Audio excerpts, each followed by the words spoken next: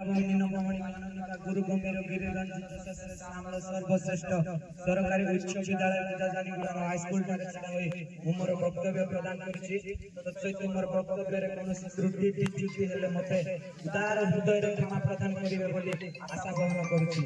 आज हूँ अगस्ट मास 15 तारिख स्वाधीन भारतर एक महत्वपूर्ण दिवस महान देश प्रेमिक लौह उत्सर्गित दिवस। यही महान अवसर में मत किसी कहबार सुजोग निजक धन्य मन करुच्ची।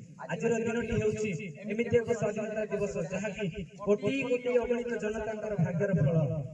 बहु वर्ष पूर्व इंग्रेज मैंने आम देश को वाणिज्य करने ना आसी बसति स्थापन करते देश वाणिज्य व्यवसाय भल चलबार 1600 ख्रीटाब्द से ईस्ट इंडिया नामक एक कंपानी गठन कले। तार किछि वर्ष पर आम सरलतार सुजोग ने आम देश को शासन करने लगी पड़े। आज स्वाधीनता दिवस जहाँ कृति और विश्वसनीय कठिन कार्यकलाप जो संभव हो पार्टी महात्मा गांधी, जवाहरलाल नेहरू, सुभाष चंद्र बोस, गोपबंधु दास, आरंभ कर शहीद भगत सिंह, लक्ष्मण नायक, जयराज गुरु, बक्सी जगबंधु आदि अन्यतम से उत्सर्गीकृत जीवन आमको प्रति सपनार प्रेरणा जगह आसी निज जीवन को देश मातृकार सेवा कर नियोजित कराई आज आमर निकट अमर हो रही। अक्लांत परिश्रम, त्याग एवं तितिक्षा अहर्निश देश मातृकार सेवा न पाई मानसिक निर्यातन को मन रखी से आत्म प्रति विनम्र श्रद्धांजलि ज्ञापन करवा उचित।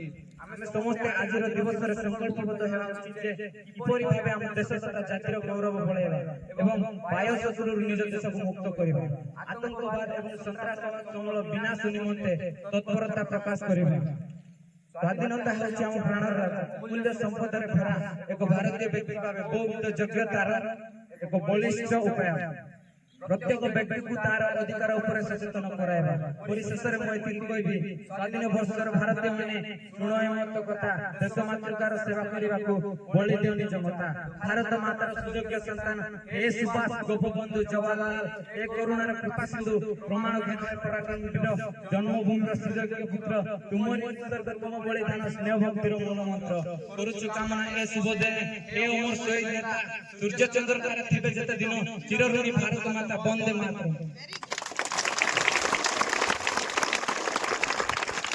धन्यवाद विकास नायक चौकटीर भाषण प्रदान करते। वर्तमान नवम श्रेणी मूल्य न्याय स्वाधीनता दिवस